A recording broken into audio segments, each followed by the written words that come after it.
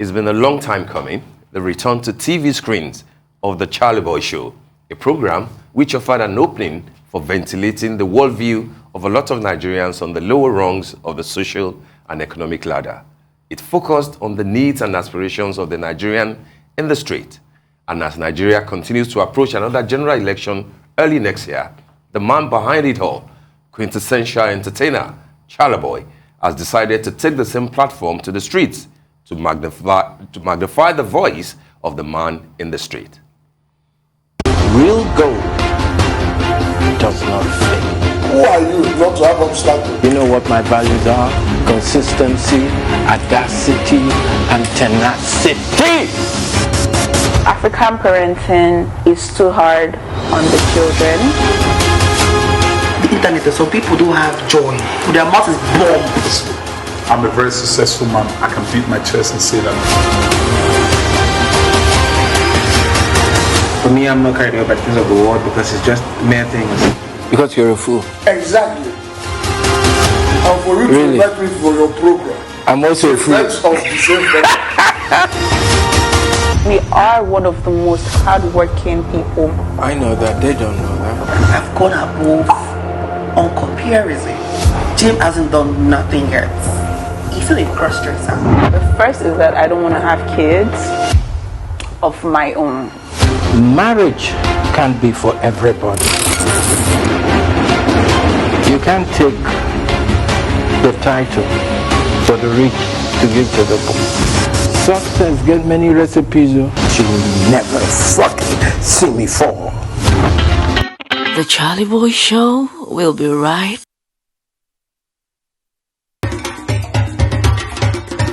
There's pain in the land. The youth are suffering. My name now, Charly Boy, the king of boys, the area father, the father to their fathers. Please, we are tired of seeing one face as a leadership in Nigeria. It's a very well from their generation to their generation. I got to talk and I saw with the sea.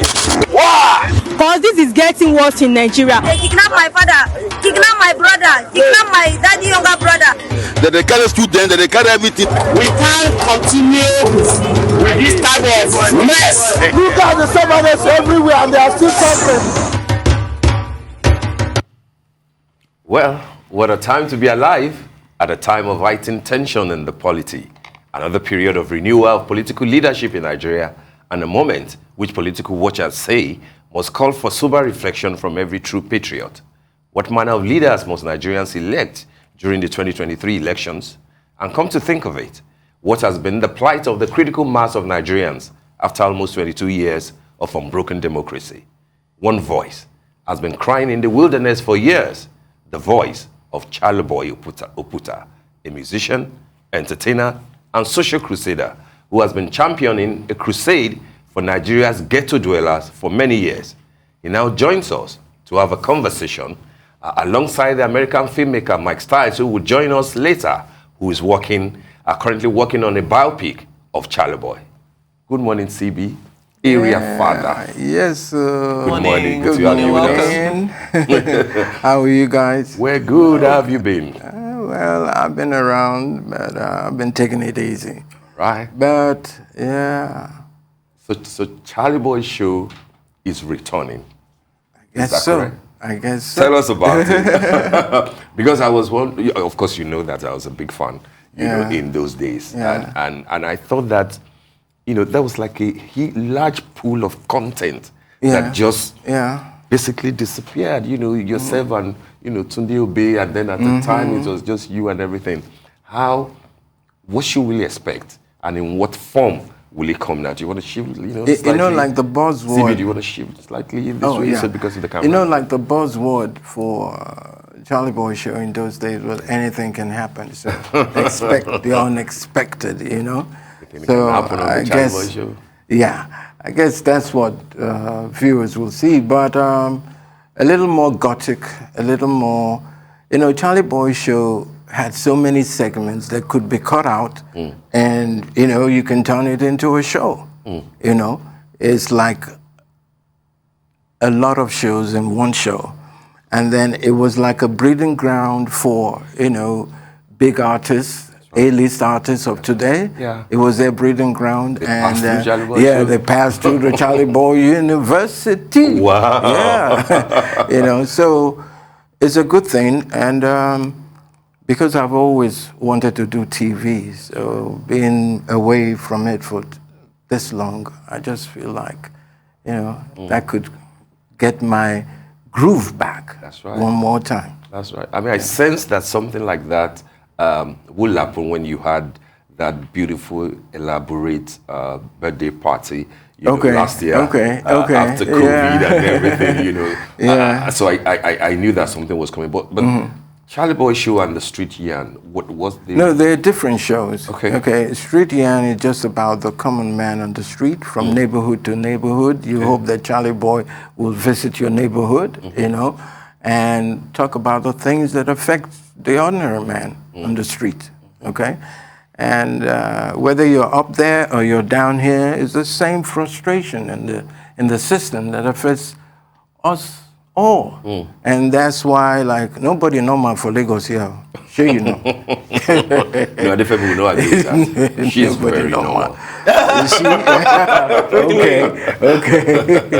I do want to ask you about who your target demographic is, because you did talk about how you represent everyone. Young people. Fine. Mostly young people. Okay, but when you say young people, is that young people who belong to a certain socio-economic group, or is that young people across the board? Because I'd imagine that the fact that you have had such a long career, perhaps the people who were youths in your early days have grown up with you. Yeah. So in what way do you bridge the gap to the current youths now? Do you have a relationship with them, or is that what you're seeking to build with this new show? I think I already have a relationship with them, because those who grew up watching the Charly Boy Show has passed it on. I see the brand as a generational gap builder, and it cuts across all age groups, both from 18 to Jesus. That could be a youth calling now. Anything can happen on the Charly Boy Show. Yeah. So I like the fact that you can cross over from those who knew you 40 years ago, and the young people who are coming up, because the brand has been consistent. At least give it to him for that. So yeah, it's a good thing.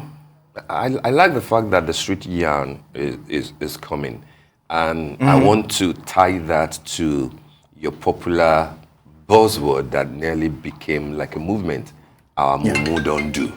You know what I mean? Yeah. Because our Mumu Don't Do for me is like, come on guys, let's talk, you can't be silent.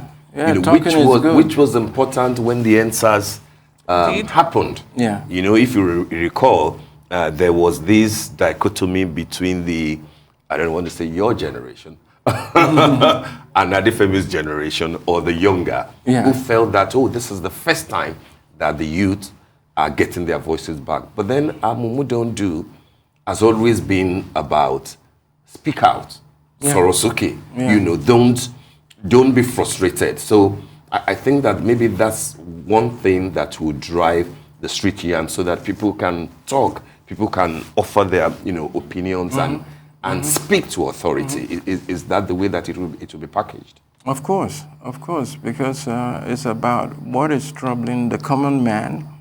What's trending, what's troubling the common man. Our first episode was on marriage, because you want to ask the question, why is the institution of marriage collapsing?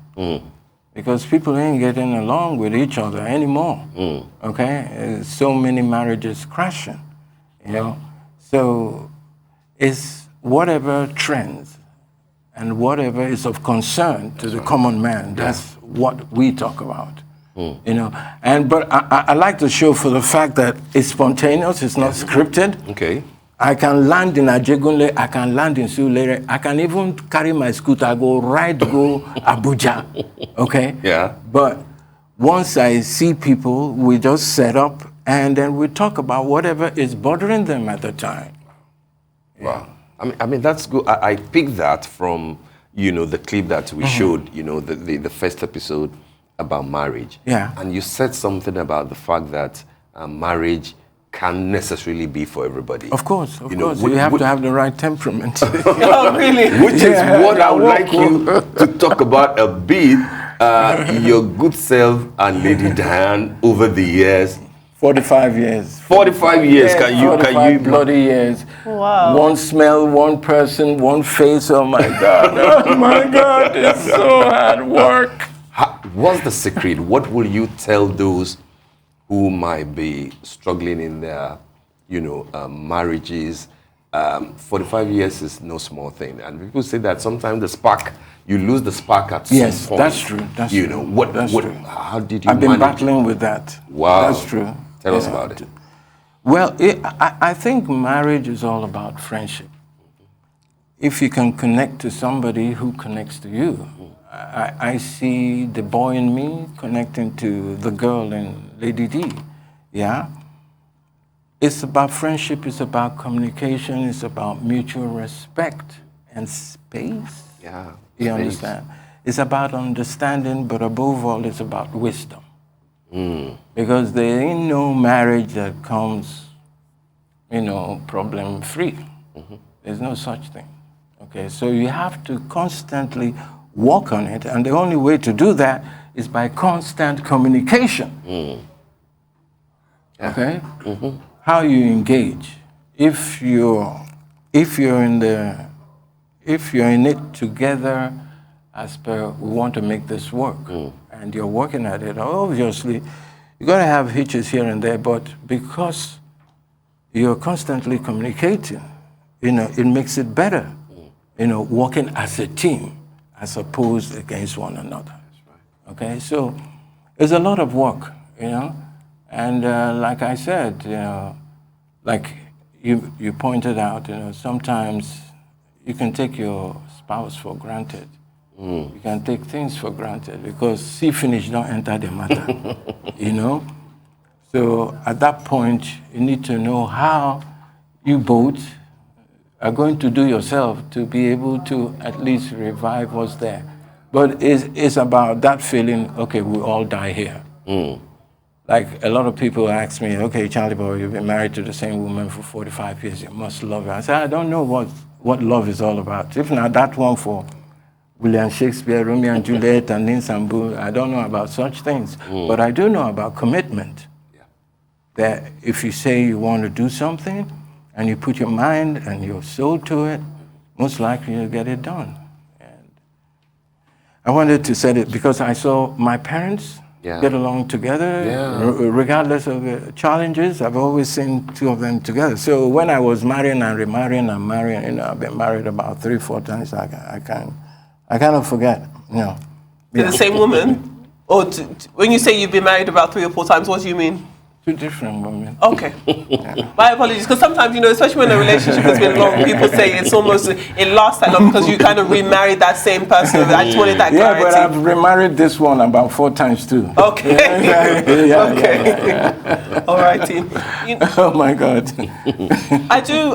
Watching the trailer there, we did see that you have quite a plethora of guests. One of them being quite a popular personality on social media, and not to get too much information because I'm sure you want people to actually watch the show and find out there, but it did seem as though you were talking about quite sensitive topics. The topic of cross-dressing, of gender identity, of sexuality is still very taboo across many corners of this country. Do you feel a certain level of responsibility in handling topics sensitively, or do you think that this show is going to be unadulterated? There are no holds barred. I can ask anybody any question, or do you feel almost like with news, for example, there are certain standards that we're held to. There are certain requirements that we sometimes might keep us from getting to the real crux of an issue sometimes.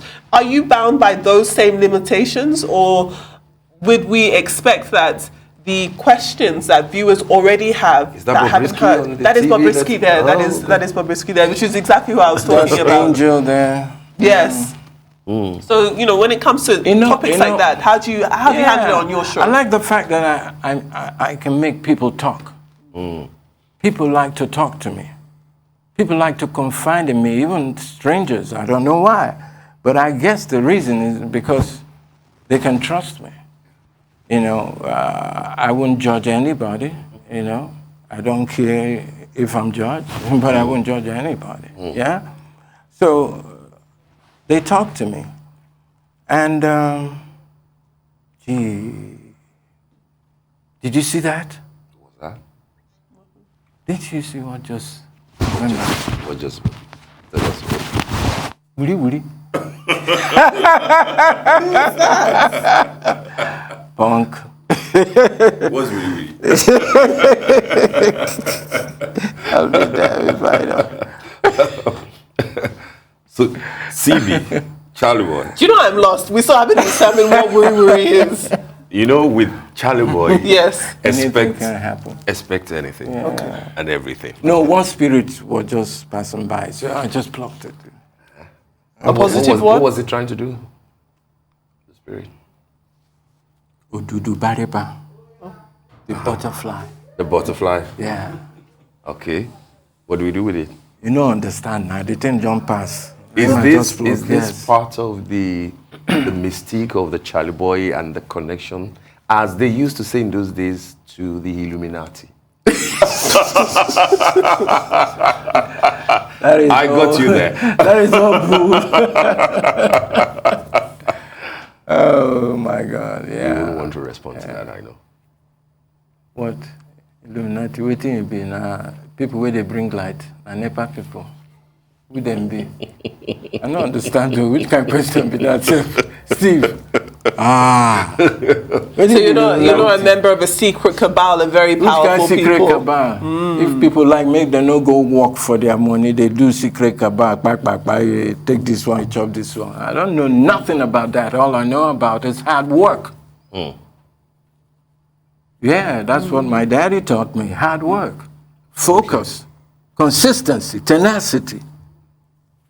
Talk to me about the early parts of your career. Yeah. I don't want to assume that all of our viewers know everything about you, but talk to us about your early days, where you're from originally, state-wise, and how you came to be the person you are today.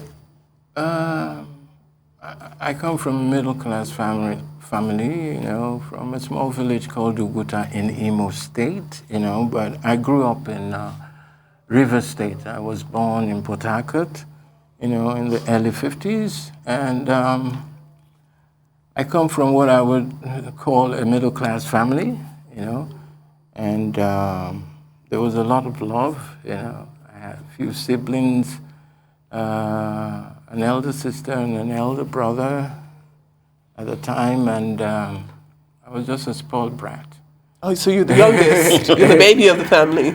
Were you the youngest child? Yeah, I was at the time. You know, so I grew up in Port Harcourt till the Civil War. I was in Biafra. You know, after that, you know, came back. I went abroad. I did my master's. I came back in about 1981, and started to build a brand, Charly Boy. Why? What was the moment? What was the most defining moment that said, I'm going to start to build my life around this persona? Yeah, because I was always encouraged to, I was a very curious, adventurous kind of kid. So I was always encouraged to be myself, you know, question things, and so on and so forth. So I had all this expression wanting to come out of me. I didn't know how to convert it at the time, but it was like everything was pointing towards the direction of where I find myself today, you know. So I was making it up as I went along, you know, and there's nothing that consistency, tenacity would not cure. Was Boy if you George stay focused? Yeah, was Boy George ever an inspiration to? No, you know, those days, because the brand came before Boy George. Exactly, I was going to way say before that. Boy George, you know. But because Boy George was that famous, you know, globally, so everybody thought, you know, I was copying Boy George. So that was why the image moved from the sissy look to the, you can't touch this. Can't touch this. All right, Charlie boy, we'll go on a short break now, just a very brief one. When we return, the spirit will still be here. Don't go away. Just stay with us.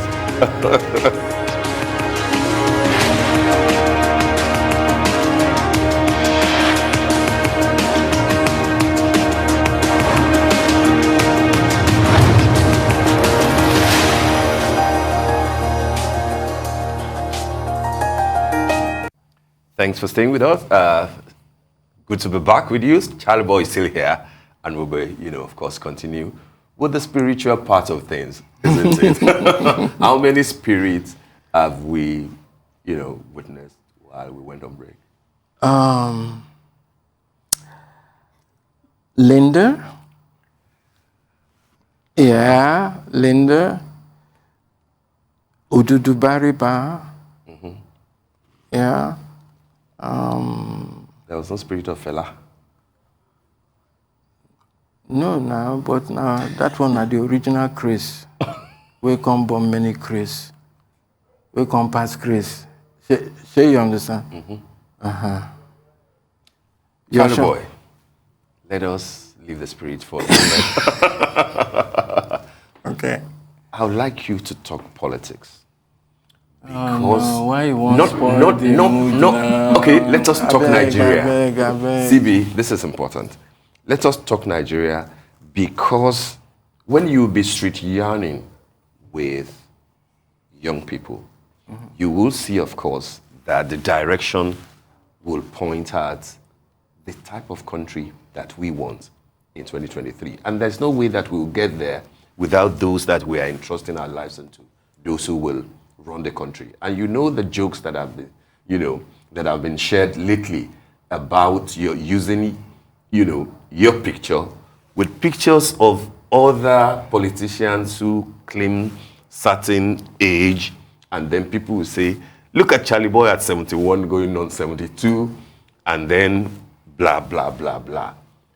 What type of a leader in 2023 are you looking forward to in terms of policy direction, in terms of ability to deliver, maybe health-wise, maybe age, maybe persona? What are your thoughts? What will you love to expect as we proceed? Because it will get heated up, as you know. Yeah, naturally, leadership that is fair, that listens, that is humane. You understand? But we're not going to get there like this, because the thing wrong with our country is systematic. Okay, so even if you bring a good person, can they survive the system allow them? Will the system allow them? Will they have the discipline and the fortitude to stand against evil? Do they have that kind of power? Okay? But you see, I've always believed in the Nigerian youth, because I've always said that the salvation of this contraption called Nigeria, the salvation of this country lies in the hands of its exceptional people, and those are the young people.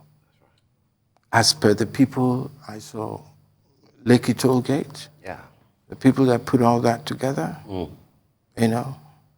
So, because this is a fight for young people, it's about their future. So I'm hoping that come 2023, the young Nigerian youths are going to make a bold statement, because this nonsense got to stop. And nobody gives you anything, you have to take it. So first of all, what I'm trying to do is see how we can move up some mental, because it's all about the mindset. There's a whole lot of stuff wrong with the mindset of young youths now, because they've taken the worst of both cultures, American worst, Nigerian worst, they don't jam them together. So the effect they very conk, and they make them their mumu wear jacket, their mumu na follow come.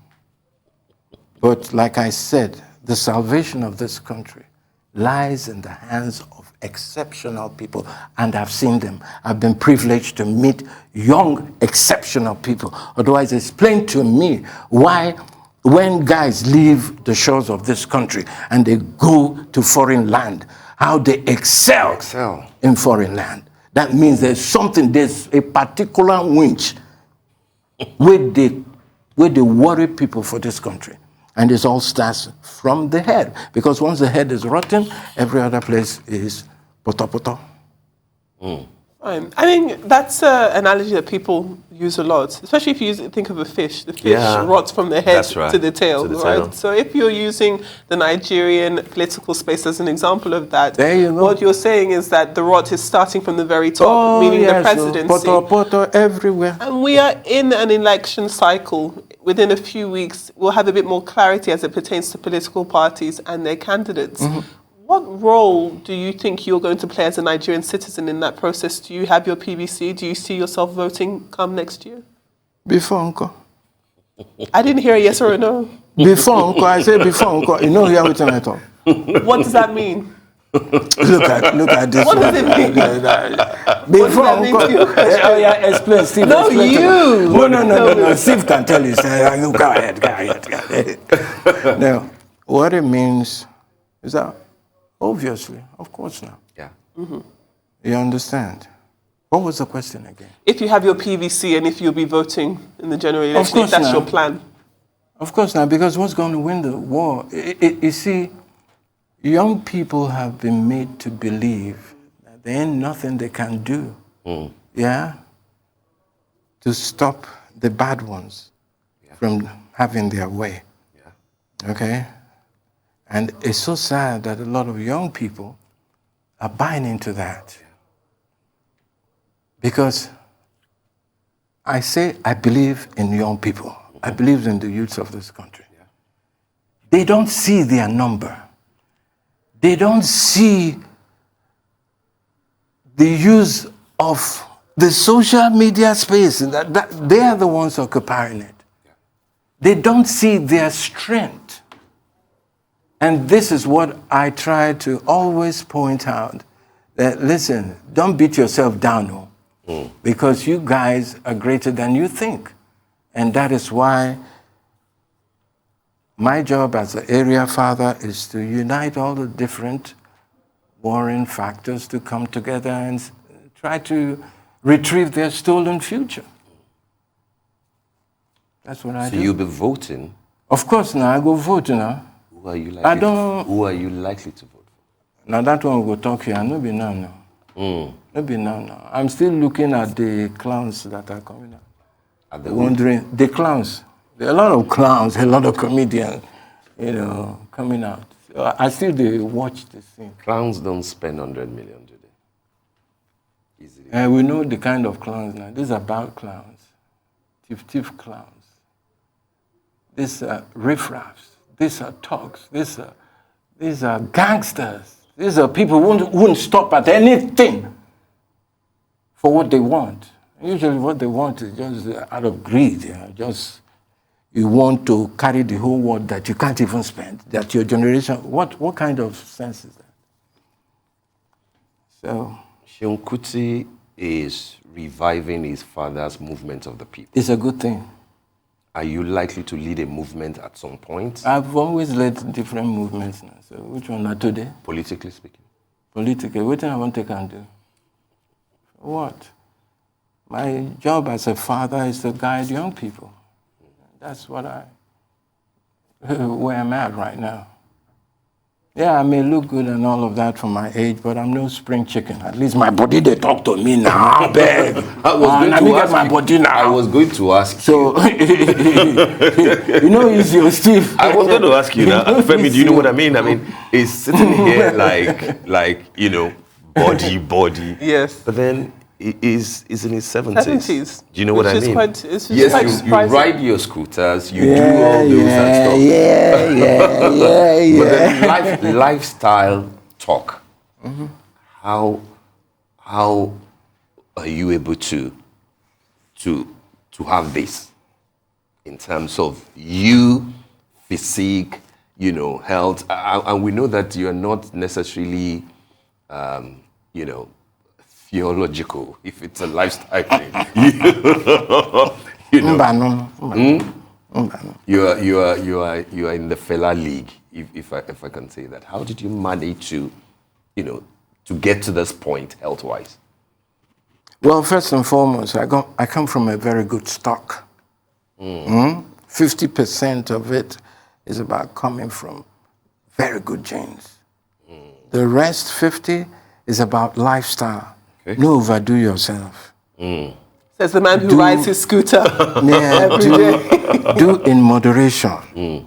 Okay? But whatever, your health comes first. Yeah. And even though I have longevity in my lineage, because my father lived till 98, my mother 101. Wow. My grandfather on my father's side 110. Wow. Yeah. And my grandmother on my mother's side 105.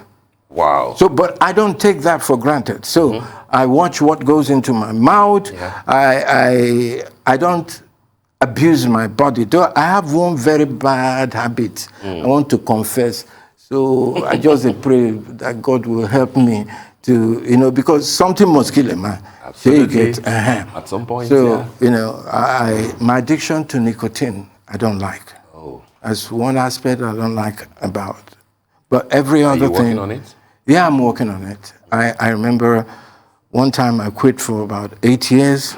And I came back to it. I'm always off and on. And that bothers me. That's the only thing that I haven't been able to conquer. I conquered everything else. What don't you eat?